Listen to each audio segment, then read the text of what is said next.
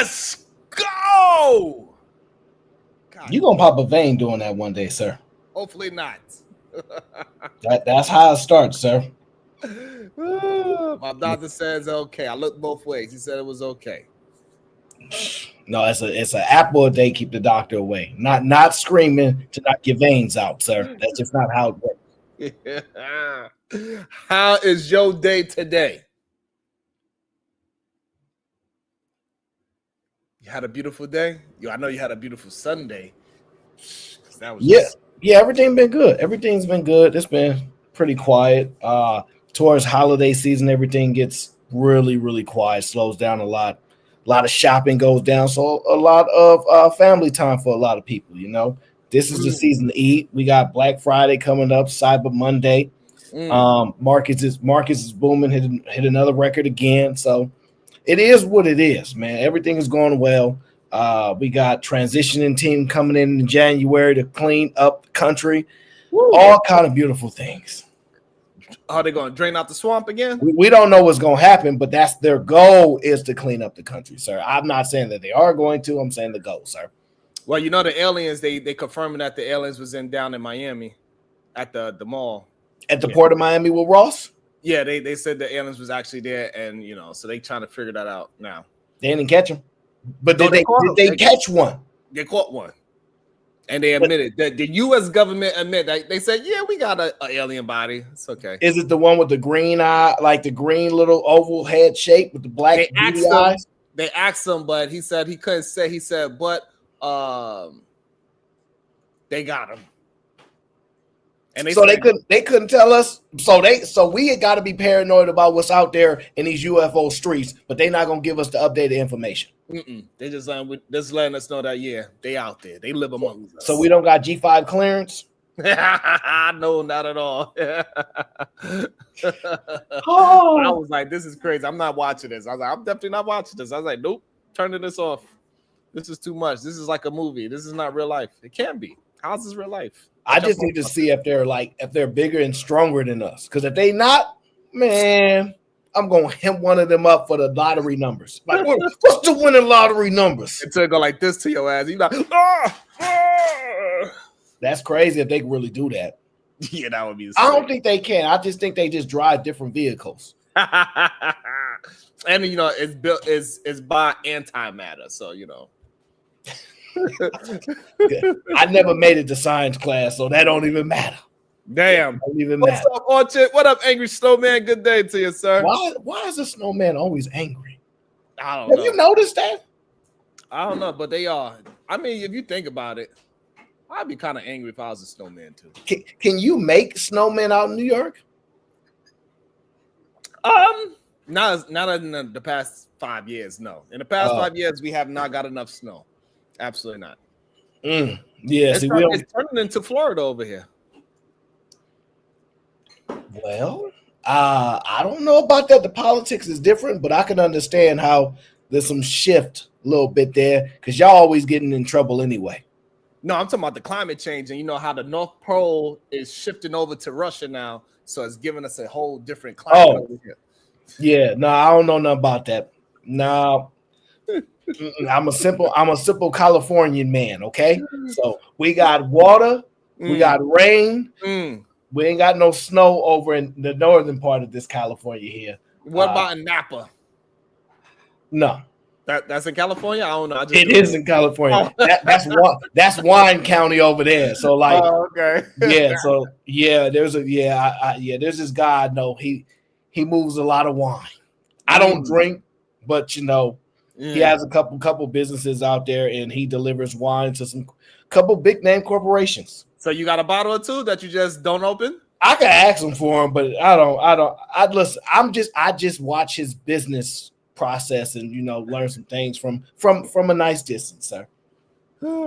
What up, Otis? Hey, so I'm just saying. Listen, I'm sober. You sober, but hey, if it's a big enough bottle of wine or expensive enough bottle of wine, I'd drink it. Shit. No, let him give you a $13,000 bottle. We got to drink that motherfucker. Nah, I'm selling it.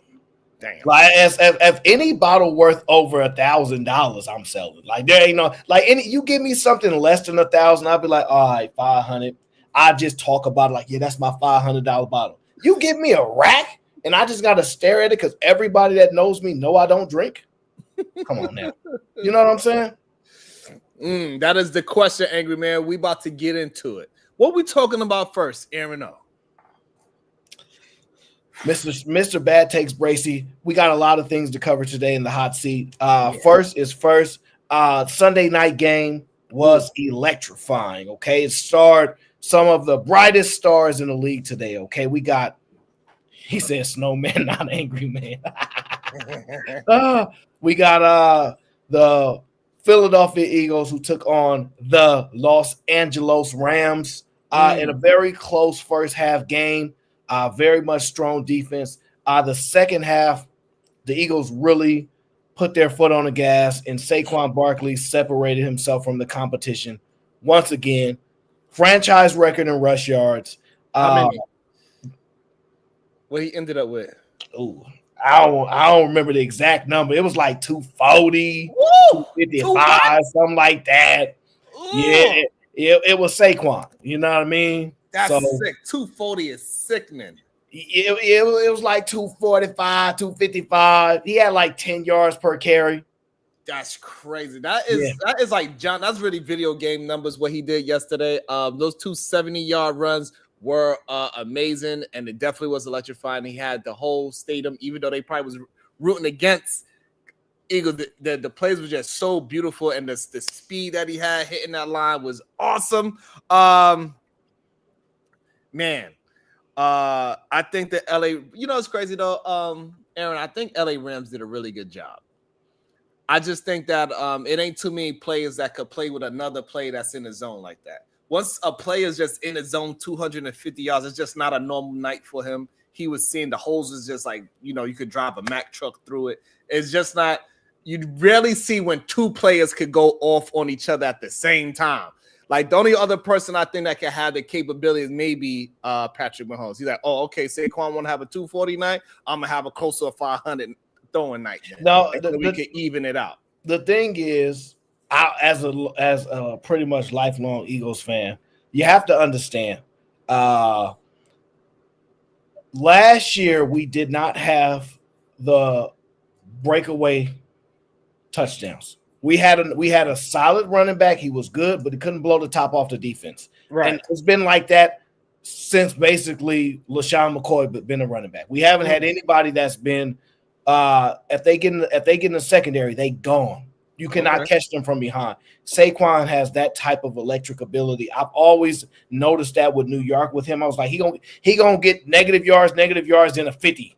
He gonna go negative. So they messed up because they've given somebody who if you've ever listened to Saquon give an interview, just speak. He's humble. He's proud. He's just a really respectful young guy that really just loves the game. You almost hear no negative things about him. His teammates love him. And they pretty much threw mud in his face and said, we don't want you here in New York. That's what they told him. After drafting him number 2 out of Penn State, they said, we don't want you. Disrespectful. Yeah. And we actually had the running back that backed him up, Mal. So Miles Sanders actually backed him up in college. So you have to understand he has purpose. He's re-driven. And he has a supporting cast around him that it's a winning culture out here. You go from a losing culture to a winning culture. It changes the whole game. So it was just one of those games where our defense just is playing at the highest level I've seen them play in years. We finally got a cornerback that we can rely on in the secondary consistently. At least one side of that field is going to be occupied. Our other cornerbacks will be injured and in and out, which we've seen between Big Play Slay and Mr. Rogers. But other than that, team is solid, secondary rush. I mean, we just lost Brandon Graham. I don't know how long he'll be out. He had a monster game, and I mean monster game. The Eagles are just on another level. So I will ask you this. Do you believe the Eagles prove that they are the best team in the NFL? No. They did not. They did not prove they're the best team in the NFL. What they did prove is that they could have a special night, and they was able to keep feeding that man the ball. They understood the importance of that man being in the zone. That offensive line absolutely understood the assignment for sure last night, and they just fed off of him. I do not believe once you get into the upper tier of playoff is you're gonna be just running 200 yards. That ain't happening. You're gonna have to depend on your quarterback. I think at some part in the playoffs, and that's gonna be the game that determines how they really play. As of right now, people are afraid of them. That line is just moving anybody that's in their way. If the earth was in their way right now, they'll probably move that mother too. So I do not believe I still don't believe they're the best team. Who do you have ahead of them? I'm sorry, but I got Kansas City ahead of them and Detroit looking like they're ahead of them as well. Okay, so you have Kansas City and Detroit. So let me ask you. You would take Kansas City. Well, let's go with Detroit because I understand Kansas City has the best quarterback in the league. So that's just all by default, but that's another conversation. So let's go with the Lions, right? Because they're our conference process right now. Yeah. You telling me if you look at the team, you would take the Lions defense over the Eagles defense? Defense, no. Defensively wise, no, I would not. Okay, so let's say you give the edge to the Eagles defense. What about running back? Which running back do you want? I'm gonna have to, even though I dislike him at this moment in my life. Fair enough. What about receivers? Which receiving core do you want? I do like AJ Brown, but I like Amon-Ra a lot. However, I will say the Eagles receiving core is a little better. Yeah. So what would you like more about the Lions if you look at every position that is basically important and you give the edge or probably a wide edge? Why would you then say the Lions are better? I like the way how they play together. I like how they have a chip on it. That same chip that you say Saquon had by himself. The whole team of the Detroit Lions have that full chip on their shoulder. They want to prove that they are not a fluke. They are not a Cinderella story, and they want to win for their coach. And they have this big chip on their shoulder saying that we are a legit team. We are not just a fly-by-night team and we are doing good this year, and you ain't going to see us next year. No, they want to show that they're building and they're going to keep on going, and they are playing like it. So that's why, for some reason, the things is just clicking for them this year, and they look like they're a really solid team, and I like their special teams as well. Fair enough. I'm going to just tell you like this. They're not going to be able to block our defensive line. If you unfamiliar with that big old defensive tackle that we have in the middle, he is a monster. He's a monster. Yeah, that whole defense. They're not going to be able to block them. But let me tell you this. Our offensive line will be able to block their defensive line. So that's what you need to understand. Like, our quarterback is a playmaker, and he is mobile. Detroit Lions quarterback going to be running for his life when the Eagles come to town. I'm going to just tell you that now. You may not understand the importance of being able to evade, but if you saw what they did to the other quarterback just the other night, like they're going to do the same thing to him. They did beat him up. They roughed him up pretty bad. And one of them is a Super Bowl champ. Damn. They did rough him up pretty bad. And one of them is not. Hey. So, I just don't understand how anybody could have the Lions ahead of the Eagles when you look at what the Eagles won almost like 7 straight at this point. They ain't play nobody. Okay, who has the Lions beat that you're impressed by? Everybody they beat. Come on, and everybody's beating everybody in their schedule, sir. It's just ridiculous. So I understand the argument for Kansas City, but I'm gonna just tell you like this: Kansas City can't beat the Eagles either. They can't block. They cannot protect their quarterback. Now you tripping? I'm not tripping. They can't protect their quarterback. The only thing that can beat the Eagles is health problems. If we go into the season relatively healthy at our skills in key positions, Kansas City cannot block the Eagles' defensive line. They're struggling defending him. They just barely won the other day against Carolina, which is widely considered the worst team in the league. But you played to your competition a lot. No, they're not. So how the Lions won 50-something to like 4? How is that playing to your competition? Sometimes, yeah. No, it ain't no sometimes, sir. Like what you do is you make excuses. That's what you make, and I don't make excuses. The point of it is this: the Eagles are clearly the best team. Now, unless you like a singular player, which I will give you, Patrick Mahomes, because he has the ability to be better than any team on any given night, pretty much carrying the team. I'll concede that. But realistically, based upon how they performed and their inability to protect the quarterback, we're past the trade deadline. They're not getting any new offensive lineman in there that's going to be able to block for him. They're not going to stop our defensive line. It's just not going to happen.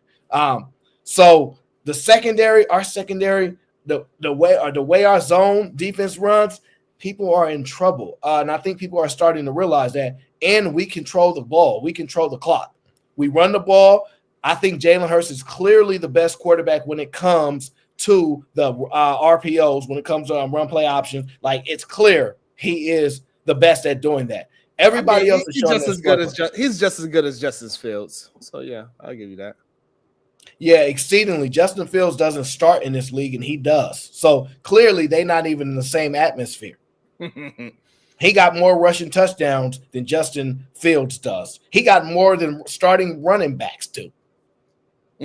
But here's the thing. So I think the way how Detroit is just blowing people out is another concern. Like they really, when they start trampling people, they really trampling them over.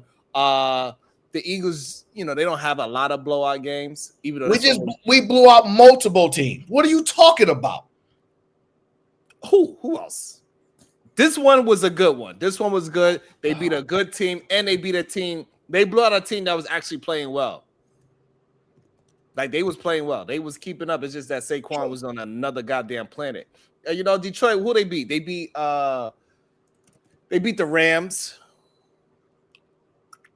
the Buccaneers, Green Bay. They beat Green Bay. They beat the Texans. Okay. That's probably about it that I can remember that actually makes sense. Oh, they beat the Cardinals. They also beat the Cardinals as well. I mean, look, listen, you talk about blowouts. We beat your Giants 28-3. We beat your Giants 28-3. We beat the Bengals 37-17. We beat the Cowgirls. We beat the Cowgirls 34-6. They didn't have their quarterback neither. Both those teams didn't have their quarterback. If that's your argument, you made an argument that Jalen Hurts was not better than Russell Wilson.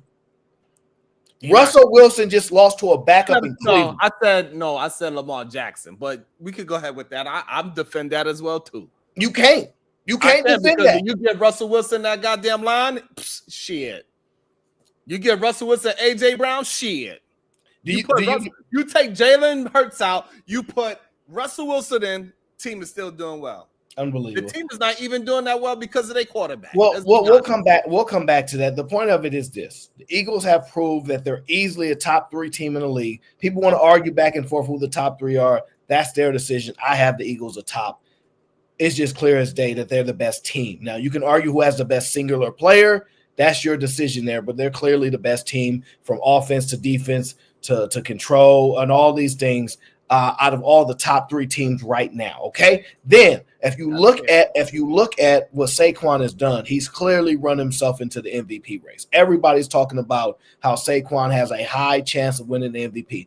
What would that require is basically everybody saying breaking the NFL record. That's what everybody is saying. And how far is he away from breaking the record? On pace-wise, he's on pace to break it. So that means his averages per game through the season, he would be on pace to break the record. And who got the record currently?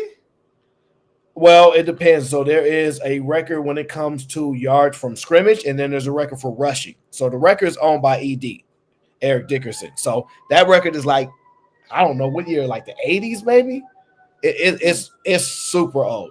Nidish, what's up? I think the yards from scrimmage, that might be Chris Johnson. I might have to look that up. Damn. I didn't know he was that good. Yeah, Chris Johnson, Mr. 2K. He was running 2K. He had 2,000 yards a season.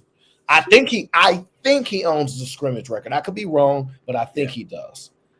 He's at least the last one that come to mind with enough scrimmage yards to even break my head. But we'll get somebody in the chat to fact check that and get whoever it is. But he's definitely on pace to break the rushing record, possibly the scrimmage record. I don't know.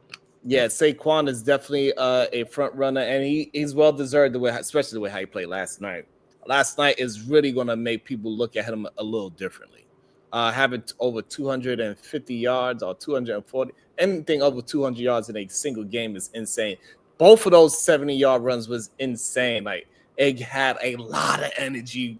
Like, it really made the crowd be excited. So it's going to be hard. Who is a hard number 2 to go to get the MVP? Derrick Henry? No, Derrick Henry don't have a chance because he's on a team with Lamar. He's on a team. Yeah, he's on a team with LaDroit said 17 game season doesn't count. It only don't count to you. You must don't know how the rules work and the league works. Let me give you an example. If you look back in the day, there were teams that were in the league that they didn't play a lot of games. If you even look at the NBA season, has it always been 82 games? It doesn't even matter. The point being is the record is the record. It doesn't matter how you get there. Yeah. The record is the record, sir. I would agree. I would prefer it to be in 16 games because then you'll have all the doubters, the old heads. But when we die off, the young people just going to see a record. Yeah. And that's the thing people got to project and learn about. It was just a good night. It was just a good night for that team, their dominance, their ability to display control. They're just clicking on all cylinders. And they were out without one of the top wide receivers in the league. He was out. He will eventually be back. We can't really get both of our receivers on the field together long enough. Last season they was considered one of the best receiver duels in the league, probably the best. So once we get them healthy, that's going to change the game. Yeah, we got a lot of things. I just looked it up. So Eric Dickerson, he rushed for 2,100 yards. 2105. Yeah, 2105. Yeah. That is insane. Yeah, well, you got to remember. Saquon got 1,400. So, well, AP, like in 2012 season, that's when he hit that 2,000. So then you got to look at CJ2K hit the 2, Jamal Lewis hit the 2. It's a couple different ones. So, it'll be a crazy season. But that's the only way that they're going to give it to him because they want to give it to a quarterback, and the quarterback don't have to break no records. If you look at all of the quarterbacks now, none of them on pace to throw 5,000 yards. Like, do you remember when the quarterbacks was all throwing 5,000-yard seasons and Drew Brees? And you remember that? Hey, I remember where it was just like they was just doing 300 yards every damn game. I barely see them breaking 300 yards. Yeah, I'm seeing the top quarterbacks doing 175. I'm like, what is this? You're a top quarterback. How you only throwing 100 and 200 yards? So that's crazy. Yeah, that's the point. Let's get into let's talk about real quick the Washington Commanders versus the Cowgirls. I mean the Cowboys. Hey, my bad. Cowboys played extremely well. They showed a high level of resiliency, but I think they're not doing what the team is designed to do. They're designed to lose, and they over there messing things up. They're over there messing things up. Last time I checked, people over there talking about we want Dion, we want Shador. Well, y'all not gonna get him if you win in games. Oh man, but that's an even bigger alarm. So so you say they can't lose properly? Hey, listen, as sad as that sounds, as sad as that sounds, yes. The teams that need to lose don't know how to properly lose. Oh my goodness, that is crazy. You are nuts. Yeah. So the thing is, it was a good game, very close, came down to the wire. That guy, oh my gosh, that kick return to the house with the spin move. Ooh. Oh my gosh. Ooh, that was. I'm like, was he playing Madden before the game? Oh my gosh. Like, what made you do that move? Yeah. And and it just goes to show how important special teams is, right? Because the dude that missed the tackle, you're supposed to contain your spot, not over pursue. And what he did was over pursue, and that's what made the spin move look so good. If he would just stuck in his spot, the spot that he's supposed to protect with, he would have spun right into him. But you want to over pursue, get a big hit, or maybe even try to force a fumble or something. I don't know what was your mental to over pursue like that. You over pursue so hard that you also block two other players for potentially even tackle him. You gave him the block that he actually needed. And he spun out, turned that speed up. Yeah. Well, let's go over it. The Dallas Cowboys win the game 34-26. Cooper Rush, filling in for the injured Dak Prescott, has a pretty solid game. 24 for 32, 247 yards, 2 touchdowns, no interception, clean game. Rico Dowdle, who is he? I just had to say that. He filled in as running back. He ran the ball effectively well. 19 carries, 86 yards. CeeDee Lamb had a rather average game, 10 catches, 67 yards. But it was those special teams play, the multiple kick returns that really changed the game. If you look on the Commander side, Jaden Daniels, who I believe has been struggling a lot lately, okay?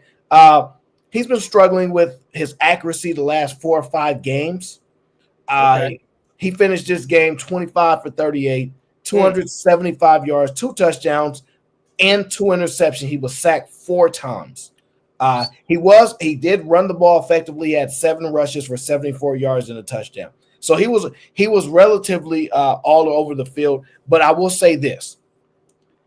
Do you believe that after his performance against the Cowboys, which his accuracy the last 5 games are down, he's no longer at that historic pace that he was at, do you believe NFL teams have figured him out and that he's probably not as good right now as people were projecting him to be the next golden boy?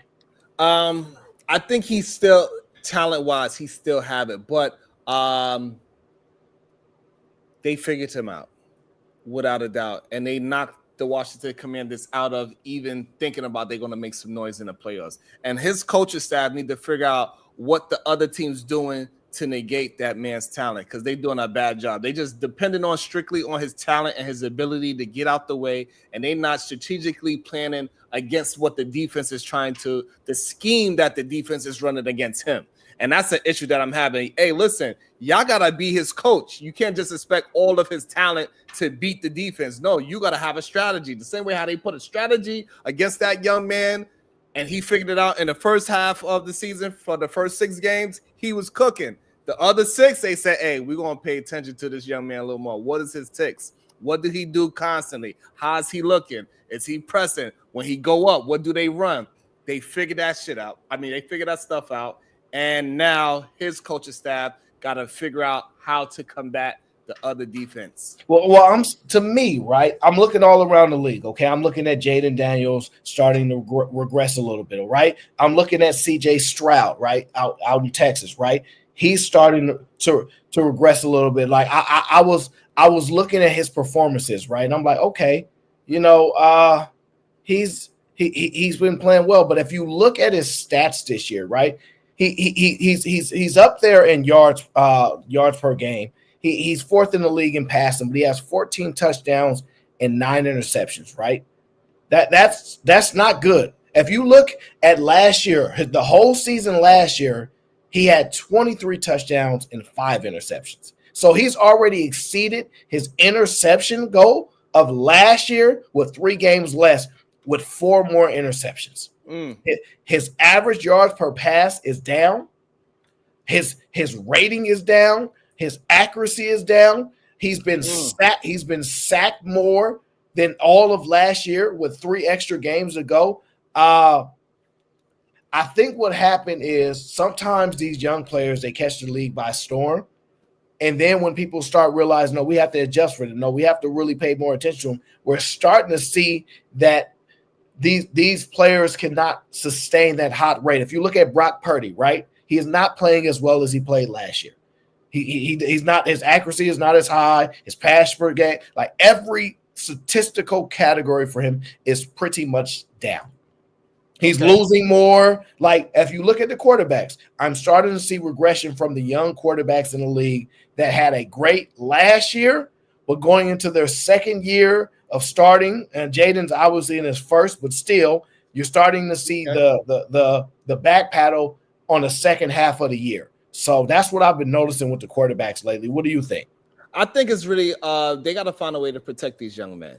They running for their lives. They both been sacked tremendously. I believe Jaden, when I was watching the game, they say he had like 35. He'd been sacked 35 times. Mm-hmm. And I believe CJ Stroud, he's around the same thing, 36, 35 sack. Like, those kids is running for their life. The only reason why they not sacked more is because they're such a mobile quarterback. If they was like how you was talking earlier, like how what's that young man, Golf, and he just stayed in the pocket, it'd probably be up to 50. The way how these young men running for their life. And so they got to find, this is why I was saying, they got to find a better scheme to attack the defense with this type of skill set that they have, and not just do a RPO. No, that's not going to work. So here's the problem. They're already trying to kill the young They're men. Playing in the same offense with the same players they were playing with before. So they weren't getting protected before. Damn. Like, I can't use that excuse. Sometimes you just don't play well. Sometimes the NFL is full of professionals, and you just have some down games. But to me, it's looking like teams have figured out what they want to do, and they're taking it away from them. Their first reads, they're not giving them that. They're not the whole dink and dunk passes that people usually get away with. Those are getting cleaned up, and that's what it's starting to look like. If you look out, man, the only team that's doing a job that's losing proper is the Giants. They the only ones that know the job. And they don't only listen. Now you understand why I don't care how good the Eagles going to do. I still going to talk shit about their ass. Yeah. Why. Yeah, well. You're not to be you're a sore winner. That's what you are. You want to rub it in. Well, let's talk about the Chiefs in Carolina, okay? Chiefs, Carolina. To me, I think this actual game was probably Patrick Mahomes' best game of the season. Wow. I think it was his best game of the season. Let's see. Carolina lost by a field goal in the waning moments of the game. Okay. Kansas City had a pretty good night running the ball. Okay. Patrick Mahomes was 27 for 37, 269, 3 touchdowns, no interceptions. He was sacked 5 times, which is a lot. That's a lot. Lost 43 yards. Kareem Hunt, 16 carries, 68 yards. Patrick Mahomes had that big 33-yard run to close out the game to get the set with the field goal. That was beautiful. And he was really distributing the ball. Noah Gray got 2 touchdowns. Okay, Kelsey 6 catches, 62 yards. Everybody else played relatively average. It was a team performance. The defense played decent, but once again they given up 27 points to the Carolina Panthers. Okay, Bryce Young. He had a modest game, 21 for 35, 263, 1 touchdown, no interceptions. They kept the run game in check. Okay, Carolina had 21 carries for 85 yards and a touchdown. It was a rather average run game, but the score 27 to 30, that's a lot of points for the Chiefs to be giving up. And they actually needed Mahomes to play his best game of the season, in my estimation, based upon how the games have been going. I do not see the Chiefs as being, like I told you, they were not going undefeated. I remember me telling you that, okay? I actually I don't see their pathway to win it all anymore. If they can't protect the quarterback, and I don't see that changing because they're not getting new personnel. And their last few games, they've been struggling.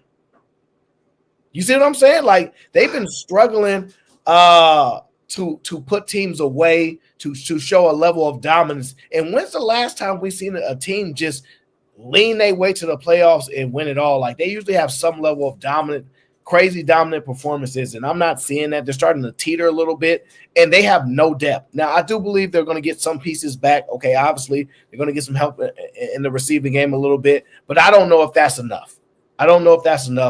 But I am concerned for the Kansas City Chiefs. I do believe their deficiencies are starting to show. Maybe other teams are starting to figure out their defense, and they're starting to run better offensive schemes, because the amount of points they've been giving up the last 3 games is alarming to me. I think that they just suffered some injuries on the defensive side. That's really what happened. Who got injured? What's his name? Jalen Watson. Well, he's injured for the year. Nick Bolton, he's struggling with tackling issues and he's injured, so he can't even really tackle properly. So Connor something, I can't pronounce his first name. Chamari, something like that. Chamari, and also that dude Tranquil. Tranquil is also he ain't like so they've been dealing with a lot of injuries. I think they're gonna be fine. They still are pretty good defense in the league. I believe last time we checked them out, their defense was in the top. They was in the top 5 or the top 10. So they solid enough. They're gonna turn it up. I just believe that they let their foot off the gas on Carolina because nobody expected Carolina to put up those goddamn points. They played to their competition. They slept on them, and then they had to turn it up at the end again. Like, oh shit, they actually really playing today. And you tend to like teams that play down to their competition. These are your favorite teams.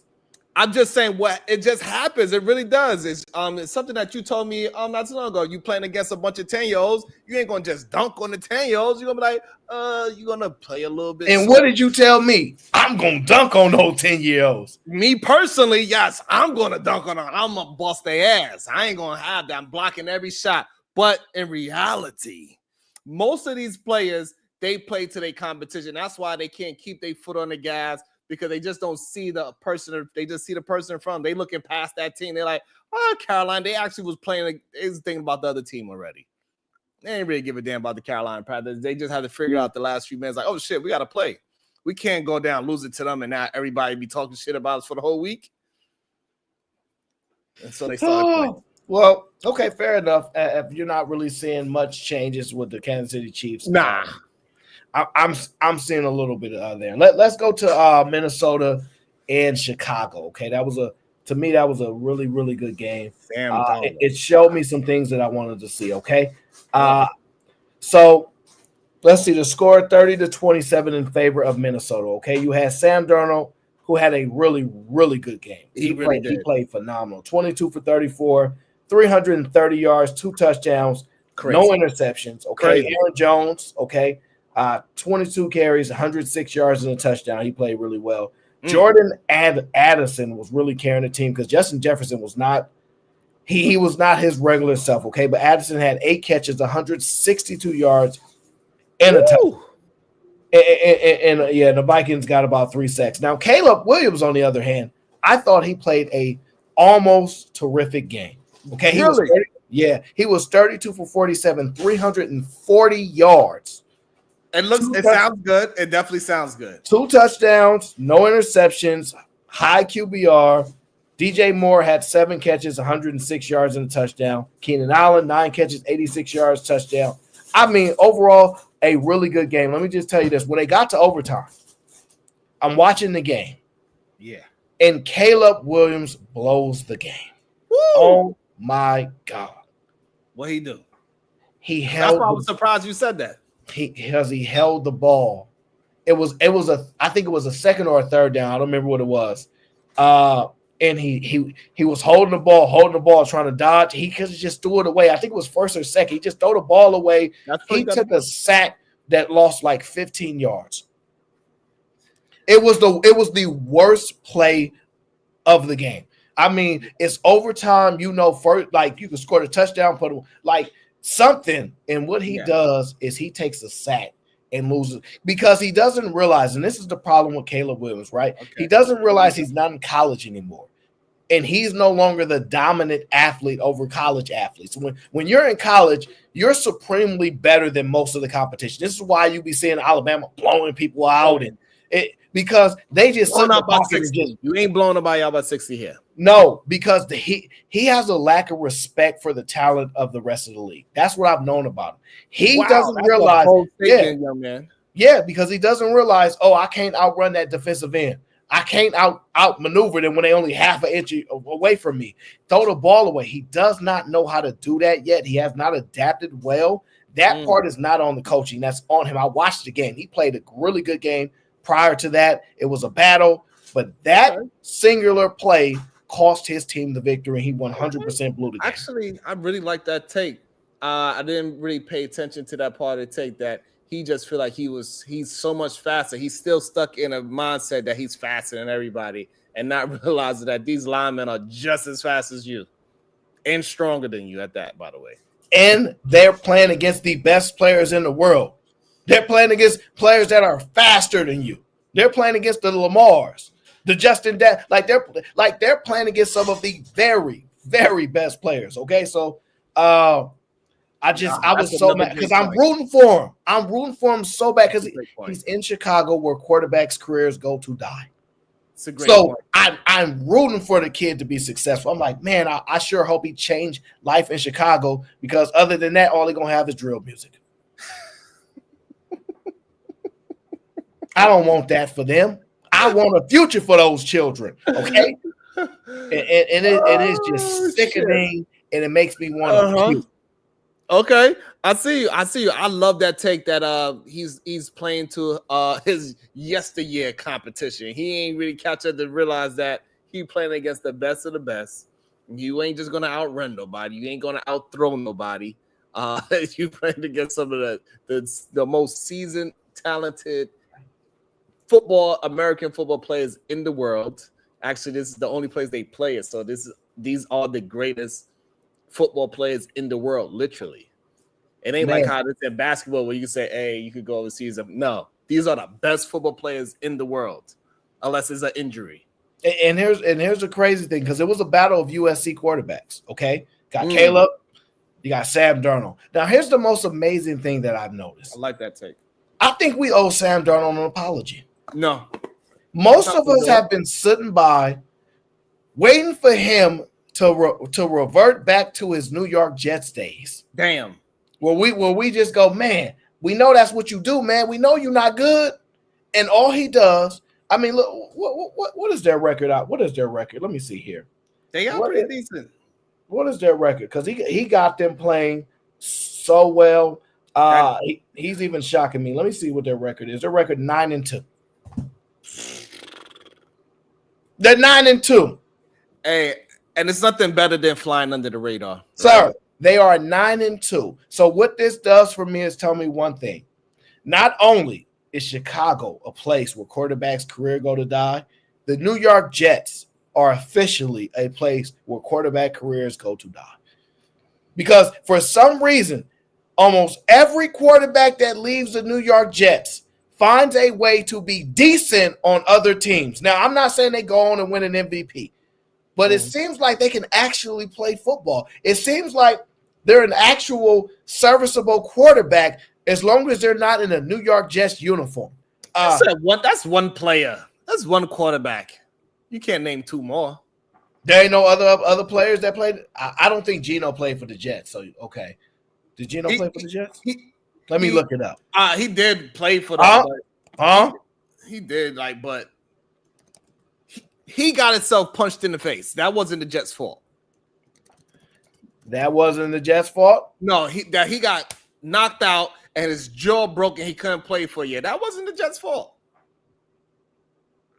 I don't know. That wasn't the Jets' fault. Absolutely not. We can't give you Geno. Geno got knocked out by one of his homies. Give me a different one. You can't. No, we're not going to do that to the Jets. Absolutely not. Listen, I'll just give you a quarterback that career that was doing well, and he came there and they died. Aaron Rodgers. He was doing well before he got there. Now he's there. His career is done. So, injury. No, injury did that to him. I've been watching him play. Nothing to do with the Jets organization. He got hurt within the first 4 plays of the game. Had nothing to do with it. Barely any contact. That happened this year?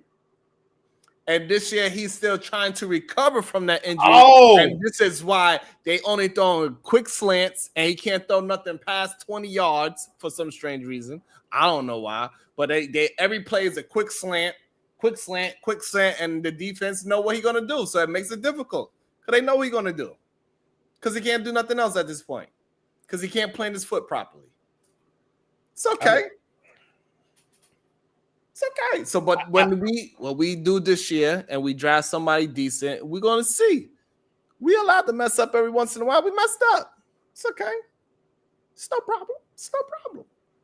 It's not a problem. It's not a problem. So the Jets is okay. I think the Jets is okay. They got rid of the coach. They got rid of the general manager. They revamped the whole office. They're gonna get it in some nice young talent, hopefully. And we might have to stay with Aaron. We're gonna see. That's why they're not pulling the trigger on sitting his ass down yet, because they don't know where they're gonna be at. So no, the Jets is not a team where quarterbacks go to die. It's a team where quarterbacks could go and flourish. You see Mark Sanchez, he was doing well until he did the damn butt fumble. He did it to himself. He embarrassed himself. When's the last time the Jets made the playoffs? I don't know. When Revis Island was there. Let's see, since you want to be funny. Darrelle Revis retirement date. The man retired in 2018. He did not retire as a Jet. Damn. The Jets have not been to the playoffs in a decade, sir. Goddamn. Over a decade, sir. 14 years, I believe, is the number. Sir, you have children that have never seen the Jets make the playoffs, sir. It's possible. You had no gray hairs the last time the Jets made the playoffs, sir. Sir, to me, it's evident, it's clear. The Jets are an awfully ran, poor franchise. They do not identify offensive talent very well. And at the biggest, most pivotal position, they cannot draft quarterbacks well. They always make the wrong selection. It's always the other quarterback that got drafted after them that end up being on to be the better quarterback. Then when quarterbacks do get drafted there and then they do leave, it seems they get better when they leave, sir. So something about how awful that franchise is. I mean, Aaron Rodgers is so historically good. Even half of Aaron Rodgers should be good enough to get the job done with a team like that. But unfortunately, the organization needs a structural change from the top down. Possibly ownership need to resign. That's how awful they are. The whole ownership? Yeah, I would. So him and Jerry Jones, they both need to resign. No, I don't think that way about Jerry Jones. The difference between Jerry Jones and the Jets is the expectation for the Cowboys is for them to win a Super Bowl, right? And at least they make the playoffs occasionally. Now, they don't do nothing in the playoffs, but at least they make it, because the goal is to get me in the big dance, give me an opportunity, because in sports, nothing is guaranteed, but give me an opportunity. If I pick a player, can you guarantee me an opportunity and a chance at the big dance? And that's what the playoffs are. You never know what can happen. You can go in as a wild card like your New York Giants back when you was a baby in diapers, but it seems to me the Jets is just a debacle, okay? They're just not a team ready to perform. You do not compare them to the Cowboys. The Cowboys won the division last year. Barely.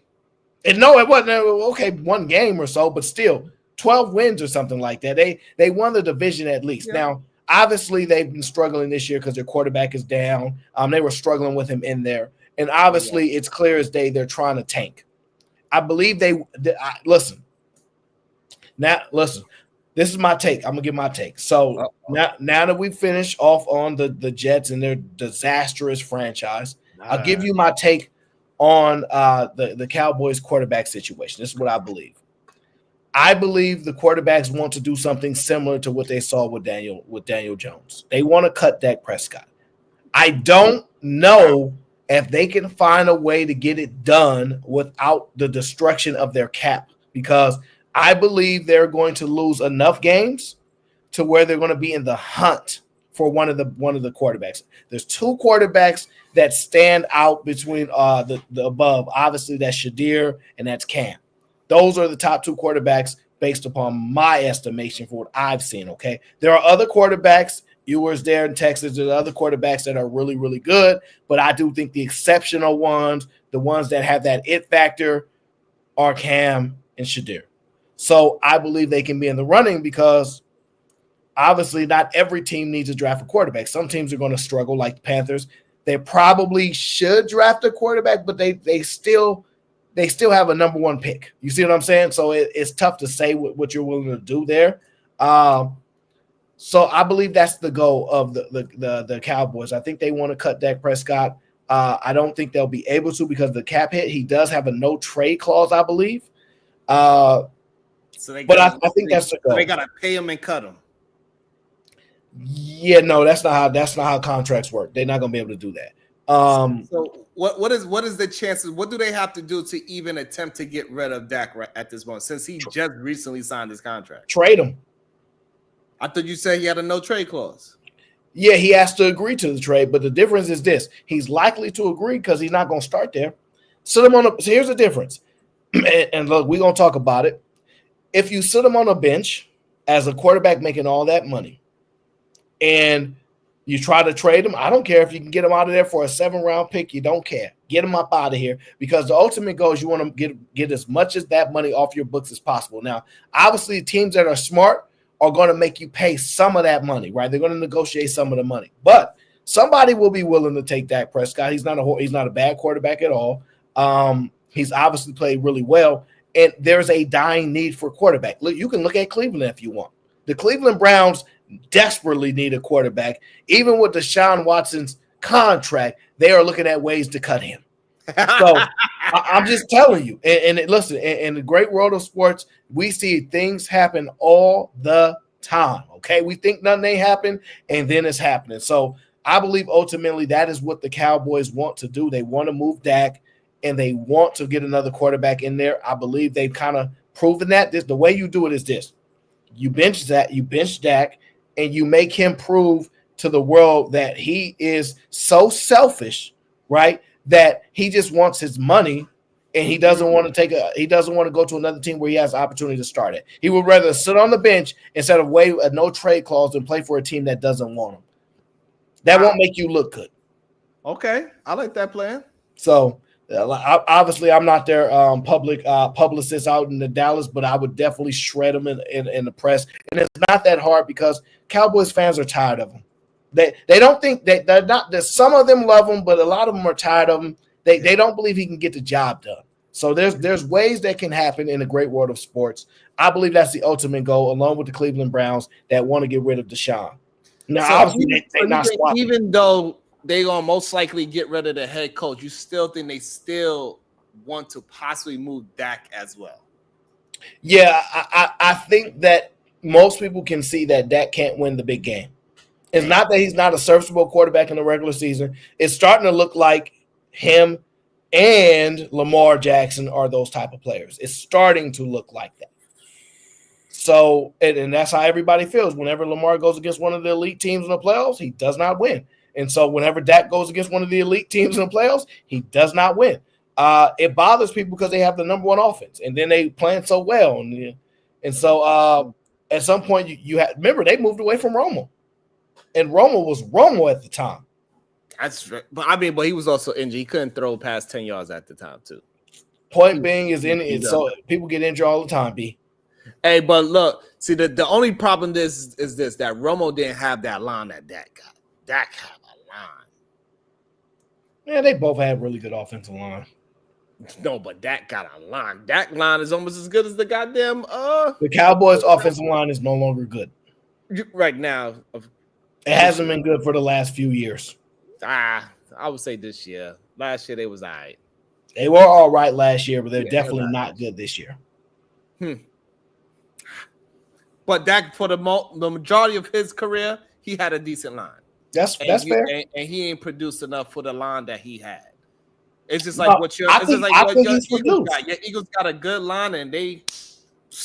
Yeah, but I think Dak has produced. He year after year, they are in contention. They are typically playing for a playoff lead. They're very close. They are not 1-16 too. That they got 8, 9, 10 wins. They are rather competitive. It's just that's not Cowboys' expectations. The expectation for the Cowboys, because their owner talks so much and run his mouth so much, is that they need to win a Super Bowl. It's what he wants to get before his last few days of life, and it's what that's what he said. He wants to see it get done.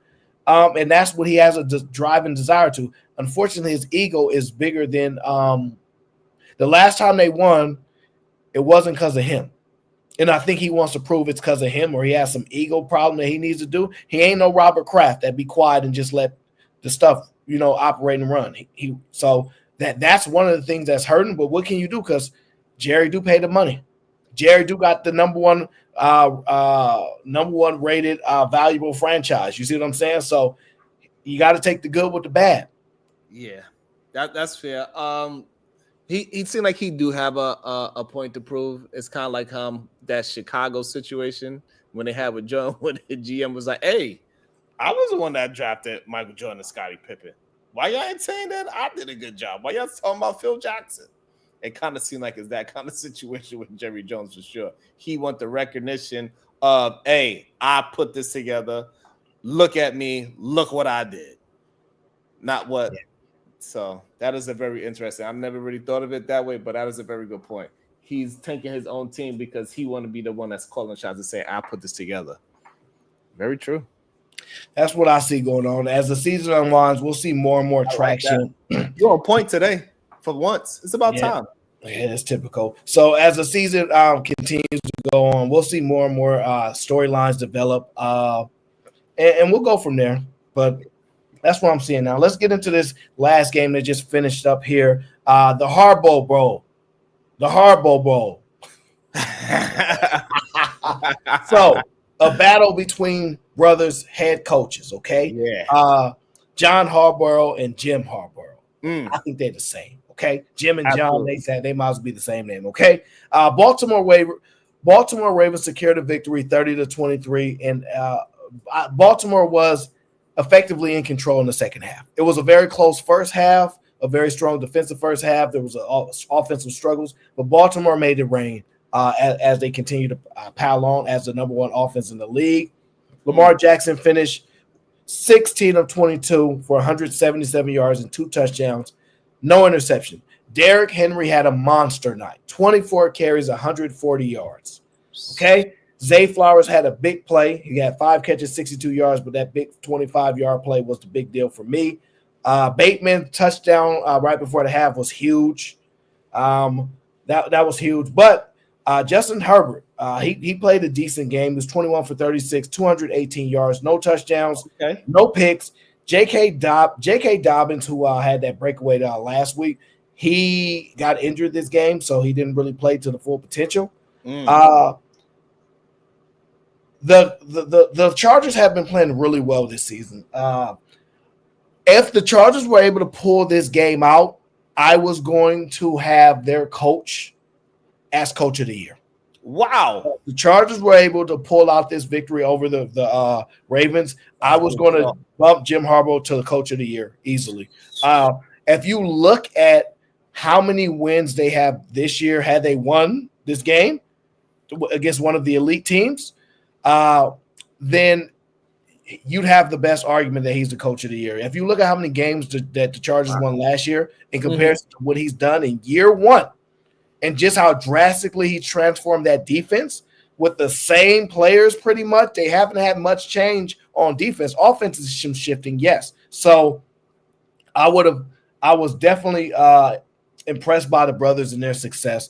But Baltimore proved they're superior team.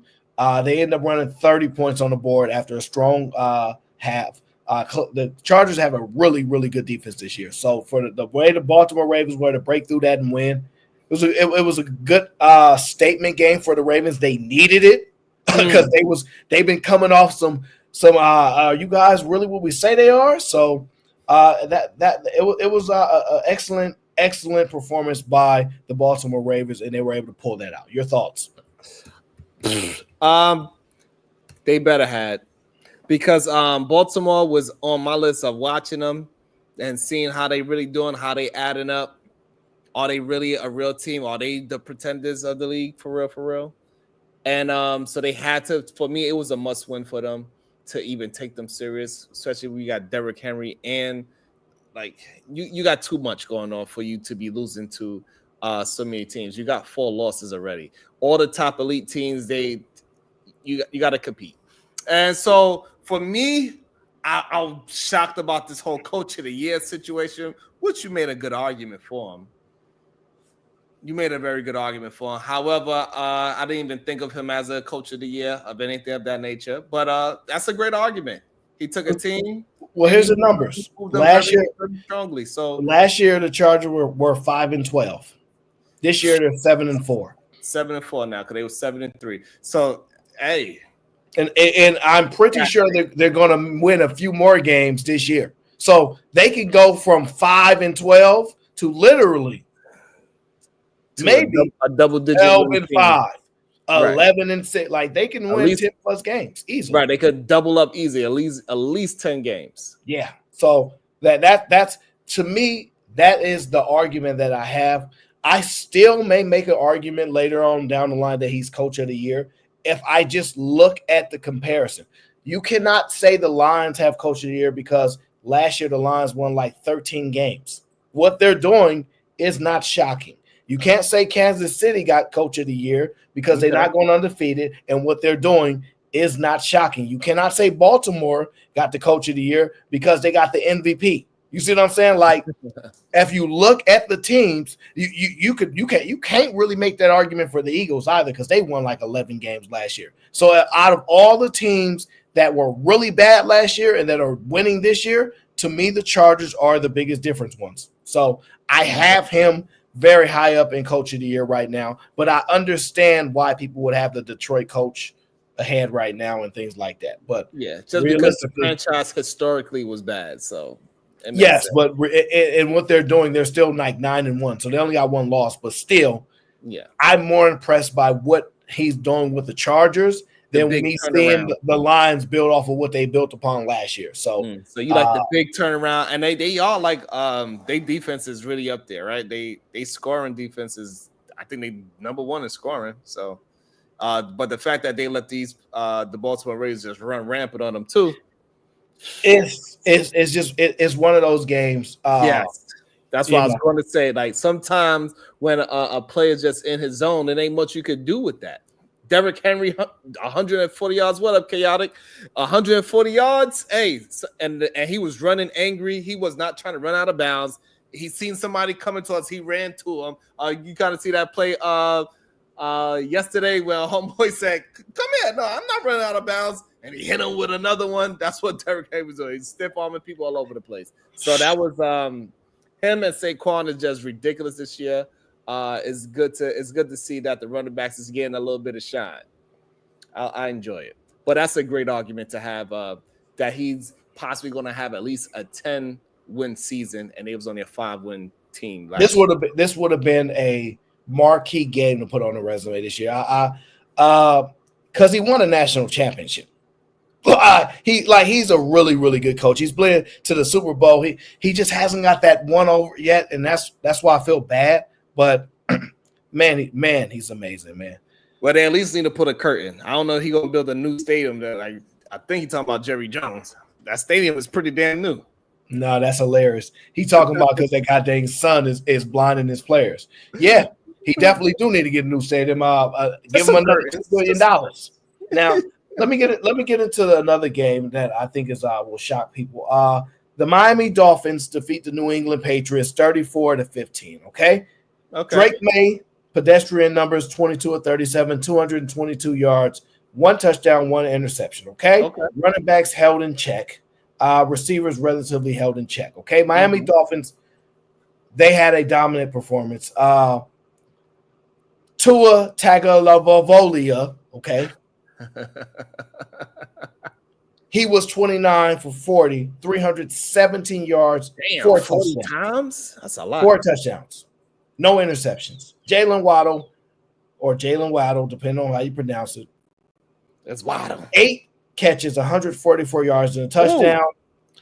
My question to you is this: were people wrong for trying to convince Tua Tagovailoa to retire? No, they was not wrong. It's something wrong. That boy is a great athlete, but he don't know how to fall. I don't know why he don't know how to fall, but for some reason, his head is a magnet, like a crash dummy, to spring like this and shake and rattle and roll his brain. He he's a quarterback that does not know how to get hit for some strange reason. I ain't never seen a quarterback get hit so much, and they do the whiplash the way how he do. He needs to figure out a way how to protect himself. He wasn't protecting himself, so therefore, yeah, you need to retire because you're gonna just hurt yourself. You're gonna be walking around with Parkinson's because you got CTE. It ain't because of his skill sets, because the man didn't know how to protect himself. Same thing like with Chris Bosh. We know Chris Bosh when everybody forced him to retire that he could still play. What? But your medical situation. You doing it right now? Bad Take Bracy is back. Hey, that medical condition is stopping you from being great. And his medical condition of getting whiplash every time he hit the goddamn floor is stopping Tua from being great. Listen, that is a horrible comparison. Chris Bosh had a heart problem. You're literally talking to somebody that can walk on a court and literally die.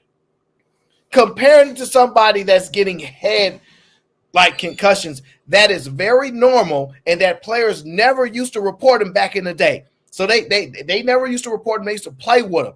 And now they have new rules where you got to get a neutral medical profession to evaluate your players, basically, and they have the power to remove them from the game. They had to force that on the players because they were saying, no, I could play, because a lot of them were losing their jobs because they was, a next man up type of thing. So that is a horrible comparison.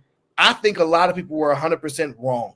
I think that Tua has proven that he's one of the best quarterbacks in the league. I'm not saying he's elite, but he's at that second tier range where he can compete. 4 touchdowns, 300 yards. He consistently plays at high level like this, especially in the regular season. There's no way that he should retire. There's no way that he should not be in the league playing. This is the truthful matter, and a lot of people don't want to hear, but I'm going to say it anyway. Say it. A lot of people just live in to die. Live in to what? A lot of people just live in to die. And what that means is this. Somebody's 50 years is more life than you'll live in 100. And so most people just straggling along for 100 years of their life, and they've done and accomplished nothing. A lot of these players, what they've done in 50, what Kobe Bryant did in his lifetime. It's remarkable. He's lived 10 lifetimes type of life, okay? And so my point of it is this. Sometimes what he's doing, the greatness that he's chasing to play in the NFL, he's like, man, for me to leave, you're going to have to knock me out of the league to where I can't play no more. I'm not going to quit on my own. Not going to quit. That's what they're doing. They rattling that man's brain. He probably got scrambled eggs up in there right now. Nope. He got scrambled eggs as many times that man just fall down and lead with his head. Maybe his head is too heavy. I don't know. Maybe because his head is a little bit squarish and the helmet is round, it ain't protecting his head properly. I'm not sure, but the man he's not protecting himself. He did a little better the past couple of games, protecting himself from the sacks and let his head bump into the goddamn ground. So as long as he could continue to do that, it ain't about his play. It's about how he get tackled, how he don't know how to get tackled properly. It's a problem. Listen, sir, at the end of the day, he's not going away. He decided to play. I'm not going to lie. I was thinking like, man, you are getting injured a lot. Maybe you should call it quits. But after thinking about it and watching this man play, I'm like, nah. Wow. You're going to have to drag him out. You're going to because think about it. You're going to have to drag him off the field because the one thing people that don't play pro sports don't understand is that their careers are short compared to ours. We work for 60. We work all the way up to 65, basically. We work 40 plus years. Okay. They work 15 to 20. Fair. And so we project what we would do or how we think, and we don't understand that their life is different, sir. Like a lot of us ain't retiring at 40. A lot of us ain't retiring at 37 years old, where the thing that you love to do, you can no longer do again. They telling you, look, listen to this. They're telling you, I know you've spent your whole life dribbling the basketball up and down the court, playing varsity, all these things. Right. But you're 36 years old, and you can't play no more. Right. And he's like, well, what the hell am I gonna do with my life? I don't know nothing else but besides ball. I don't know nothing else. Right. It's not the same, sir. It is the same. So this is the problem. So it's just that they are in an accelerator program, right? So even though they retiring at 30, 40, they really body-wise is about 60, 80. That's the real goddamn issue. That's how come when a man turned about like 27, they like, oh, you too old for the sport. You're on your way out because you got to put it in an accelerated program. So a 60-year-old man is equivalent to a 37, 40-year-old man playing in a professional sport. That's just what it is. So absolutely not. Everybody ain't gonna be like. Let me tell you why. Let me tell you why you're wrong. Let me give you the example. Warren Buffett still runs a company, Berkshire Hathaway. He's in his 90s. Mm-hmm. He's been running. Right. He's the Tom Brady. Okay, look at every CEO that runs a company. And then we have a LeBron. No, look at every CEO. And then we have a Udonis Haslem. Yeah. No. Yeah. No. The point being is they don't retire at 65, sir. They go on in their 70s. Even when the board has rules that says, hey, look, hey, 64, you cannot be the CEO no more. They had changed the rules to let them keep running the company. So my point being is this: even when they're not doing that, then they just take another role doing something else. Their lives as athletes are different. So what happens is this: y'all see an athlete get on TV after his career is over. There we go. Talk and about think it. That's what they all do. Most of them have no career after they leave the league. None of them. Glad you compared to the CEOs because there ain't that many CEOs neither. Are you out your mind? Yes. There are tons of CEOs. Are you out your mind? I'm talking about successful ones. No. Well, how do you define success? But they ain't successful. You out your mind. The person that's about the MSNBC sports commentator. The person that's running the convenience store that's there for 60 years. They the CEO of that company. He ain't no damn CEO. Yeah, you a hater. He a CEO because of you a hater. You gotta sign one. You a hater. He ain't no damn. You a hater. I know it. I know it and you know it, but you keep going to that corner store though, huh? Yeah, exactly. I damn sure will go to that. You definitely do. Sure. Yeah. But no, I just think that Tua, I respect his decision to keep going on. I understand it.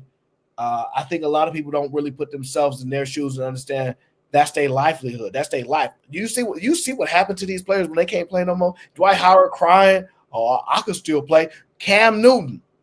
Nothing wrong with Cam. Like, honestly, Cam Newton can be a backup quarterback somewhere. He like, yeah, I'm ready if they call me. They not calling. You see what I'm saying? Like, and Cam at least has a personality where he can generate money doing what he's doing as a commentator, etc. Most players cannot do that, sir. He's pretty sharp.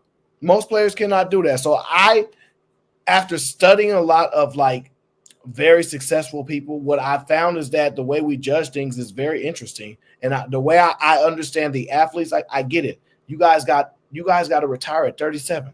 I can understand how you don't want to quit, Vince Carter, at 41. I can understand. You know what I'm saying? I can understand why you keep trying to get 22 seasons in, because after this, you don't know what your life's going to be like. So I get it, because a lot of people don't want to admit it, but most people are their jobs. See, most people don't have an identity outside of the work that they do. And most people will live their whole life with their identity tied to their profession. See, I'm not my job. I'm who I am. And most people are their job, directly tied to who they are. They haven't figured out how to separate that. And I get it. So when you see these athletes who are not necessarily the brilliant minds of the world, they are so tied to their job. That's their identity. That's why they say basketball, my life, football, my life. That's why this is my life. The thing that you do for your profession is not your life. But unfortunately, we can't convince people otherwise. So it is what it is. That's a great point, especially when there's something so prestigious. I need some water. You know the word I'm trying to say. I know.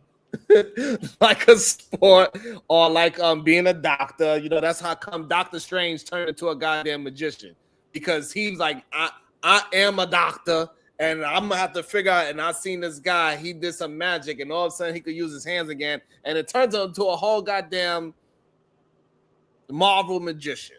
So yeah, I get that. So some people, when they have such a high standard job, and that job is a representation, that's where they get their goddamn respect from, is that thing in front of their names. And that's how they become a sports content. I'm Super Bowl MVP, 11-time All-Star, blah, blah, blah. And that's how I could be a commentator, even though I don't really know what the hell I'm talking about because I got CTE and I'll keep falling on the floor. He ain't going to be able to talk. And it's going to be all your fault. He ain't going to be able to talk when he turned 36. You need help. Okay, let's get into the next segment. 49ers, Packers. Damn. Yeah, 49ers, Packers. We have to cover it because I have a question here, sir. Good game. You think it was a good game? It was fun to watch, yes. I believe it was fun to watch. Jordan Love looked pretty solid. Let me get the audience the bullet point stats, okay? Green Bay took on the San Francisco 49ers, okay? Green Bay won the game 38-10. Brock Purdy was injured, and it left MVP candidate Christian McCaffrey to lead the team, okay? Brandon Allen stepped in as quarterback. He had a pedestrian 17 for 29, 199 yards, 1 touchdown, 1 interception, okay? Christian McCaffrey was shut down, okay? 11 carries, 31 yards, 2.8 average, okay? Horrible. George Kittle was a glimpse of hope, 6 catches, 82 yards, and a touchdown, okay? The 49er defense was just getting shredded. Jordan Love, on the other hand, had a decent night, 13 for 23, 163 yards, 2 touchdowns, no interceptions. Josh Jacobs was the player of the night, 26 carries, 106 yards, 3 touchdowns on the night as the Green Bay Packers destroyed the San Francisco 49ers. My question to you, sir, G-Ville, what up, bro? Do you believe Jordan Love is an elite quarterback? Oh, elite quarterback? Damn, that's a good question. Shit. A good elite? I don't see him being elite yet. No, I cannot say that he's elite yet. I think he's a good game manager. I think he's going to have glimpses of being this elite quarterback, and he could be talked about. However, at this moment in time, I cannot compare him to the top 10 quarterbacks in the league, in my opinion, even though he might have the numbers to back it up. But with my eye test, when I watch him play, I'm not looking at him as the top 10. I think I could easily probably name 10 quarterbacks that's remotely better than him just off the top of my head, possibly. So, no, absolutely not. He is not an elite quarterback. He's not better than Russell Wilson. Absolutely not. You out your mind. He is way better than Russell Wilson. He is immensely talented. He has the prototypical type frame that you would want. 6'4". Okay, he can see over the offensive line. He can make all the passes. He has a monster arm. Okay, he's athletic, moves well in the pocket, has a good feel for the game. The only downside to him is that he believes he can make every pass that exists. That's his issue. He just takes too many chances. You know, he is actually Brett Favre. So wow, a better like a more athletic version of Brett Favre. You call me bad take? Come on. How good do you think Brett Favre is? Come on. Brett Favre is easily considered one of the greatest quarterbacks ever. He's in the conversation. Is he considered one of the most accurate? Is he considered one of the most accurate quarterbacks of all time? No. So the point being is my comparison is that he's a gunslinger, that he just takes too many risks. The same thing that they say about Brett Favre. Okay. So don't get me wrong. I'm a huge Brett Favre fan. Okay.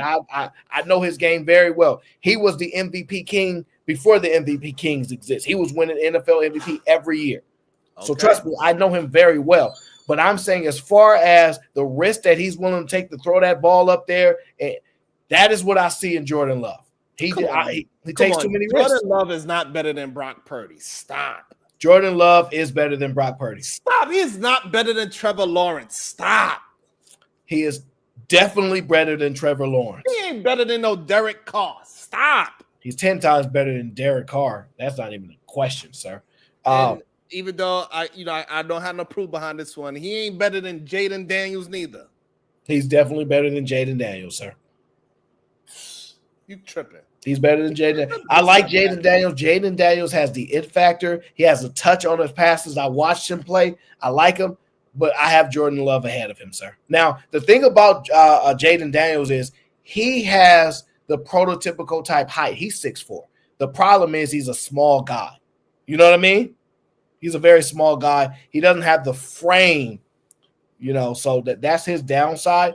But if he can get that figured out, I think he's going to do really well in the league. But I don't think he's going to dominate the way people thought he was because he was completing such a high percentage early on in the year. I just don't believe it. Let me see. You got some pop culture we need to cover, sir? I'm kind of still stuck on this Jordan Love thing.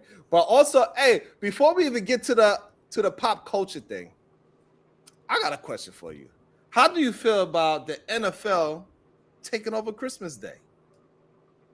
The NFL always played on Christmas. No. Yes. No. Absolutely not. Christmas Day is for the NBA. Oh, no. I'm sorry. I'm thinking about Thanksgiving. My bad. It's My okay. bad. Right after that bad take, I can understand. You just gave a horrible take, and so therefore you're trying to keep going down the trend. I know bad take. Bracy ain't trying to say I gave a bad take. Jesus Christ. I'm just saying, I thought that was interesting that the NFL finally stood up and said, you know what? F that NBA. Y'all going to have to work a little harder. Not only that we are going to get Beyonce to perform, we also going to do it on Netflix as well. We're going to turn this thing into a whole event. So they got the NFL on Christmas Day on Netflix with Beyonce doing the goddamn halftime show. I think that the NBA be on notice. Well, I actually did not know that, so that's a good question. I would say this. I think that what people have to understand is that this is a business, and that in order for the players to get paid more money year after year, they have to grow the franchise. And there's only so many more things you can do. They obviously added another game. That was to get more money. And now they're adding dynamics to how many games you play during the week. You see what I'm saying? So they're shifting as much as they can. So my thing is this. I think it's a really smart idea. It's a great business move. People don't want to not have nothing to do. Most people ain't doing nothing on Christmas in the morning. They want to watch the games. They want to be with their family. Usually the players try to get those days off. They be trying to get those days off in the contracts, but obviously they wanted more money instead of getting the days off. So that's what took over. First of all, the NFL has always been number one. The NBA has never been ahead of the NFL. I don't know if y'all got some fake news going on. No, but what I'm saying that they used to play nice with each other. Y'all take Thanksgiving. No, that's fair. No, that's extremely fair. But I think it just happens because it falls on a non-Sunday. If Christmas was falling on Sundays, the NFL will be playing. A lot of Christmases just don't fall on those days. Thursday as well. Exactly. So it's a strategic thing that they have to do. Netflix is obviously the streaming leader. What they're doing with how they do sports, it is very different than everybody else. They are doing the most lucrative sports positioning, meaning they're taking the prime time days, allocating the money and generating as much money as they can from those days. They don't want every game. I don't want to pay for every damn game. You think I want to watch the Cleveland Browns take on the Chicago Bears? No, I don't want to pay for that game. So they're being very strategic on how they run their media company, while legacy companies still have to shell out their dollars and pay top prices for all those dang games. So that's all that's going on. Yeah, I think the NBA they're gonna have to do some restructuring. It's sad that the NBA can't let LeBron James go for sure now, because I do not know a star that's in the NBA right now that could carry the NBA at all. That's not the problem. The problem is storytelling. So right now, right, if you look at the NFL, the story, what is the main story today? Saquon Barkley. Saquon MVP, right? Right. Mm-hmm. What is the main story for the NBA right now? Possibly LeBron James, triple doubling. Nope. We don't have a main story for the NBA, so they're not writing storylines well right now. Part of the problem is Embiid is injured, so they're arguing about his health and all that kind of stuff. There is not anybody behind LeBron to take the torch right now. Jason Tatum does not have the star likability. He doesn't capture an audience like that. You know what I'm saying? So because they have no story, they're not able to develop and captivate the audience how they used to. They used to be like LeBron, KD, going for number 5, Splash Bros, all these things. Now we have such like an open concept of who can win the championship. The storytelling is not working. We haven't really holstered what's that boy in Minnesota's name? Anthony Edwards, right? Mm-hmm. He didn't play well enough in the Olympics to get the torch passed to him. So now the spotlight is still not on him. They still weighing and leaning on LeBron. No one has taken the mantle. And because no one has taken the mantle and LeBron hasn't slowed down enough for them to punk him for it and write the story for it, they're struggling with it. It's similar to Wall Street and how we talk about it when we do our Market Sundays. Like, there's no storytelling there. And I think that's the biggest problem. Man, it's kind of true. It's kind of true. It's not true. That's not funny. But actually, Harden's playing pretty decent this year. He actually is.